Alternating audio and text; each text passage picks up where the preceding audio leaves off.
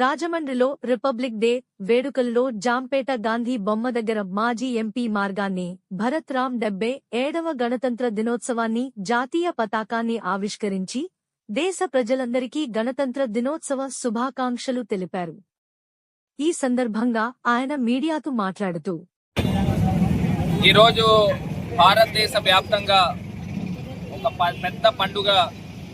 భారతదేశానికి స్వాతంత్రం వచ్చిన తర్వాత గణతంత్రాన్ని ఈ రోజున భారతదేశం ప్రకటించుకున్న రోజు. మరి రిపబ్లిక్ డే రోజున మనకందరికీ కూడా తెలుసు, భారత రాజ్యాంగ రూపకర్త డాక్టర్ బిఆర్ అంబేద్కర్ గారు మరి ఇవాళ పార్లమెంట్లో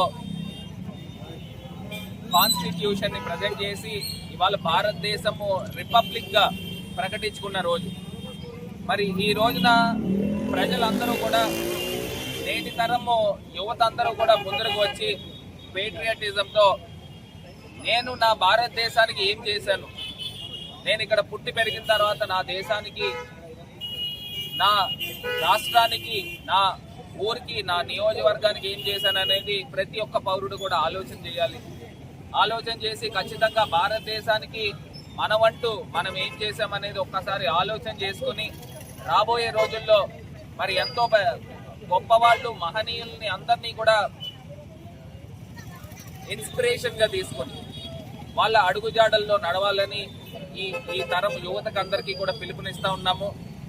భారతదేశము ప్రపంచ స్థాయిలో నంబర్ 1 స్థానానికి రావాలి అని అంటే ప్రతి ఒక్క పౌరుడు కూడా తన వంతు తన బాధ్యత నిర్వహిస్తేనే ఇది జరుగుతుంది. ఖచ్చితంగా మన భారతదేశము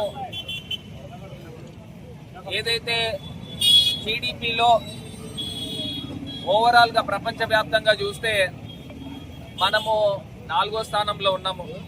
అదేవిధంగా ప్రతి ఒక్క పౌరుడు కూడా నా వంతు కృషి, నేను నా దేశానికి ఏం చేశాను అనేది ఆలోచన చేసుకుని అడుగులు ముందుకు వేయాల్సిందిగా మరి కోరుతూ అందరికీ కూడా హ్యాపీ రిపబ్లిక్ డే.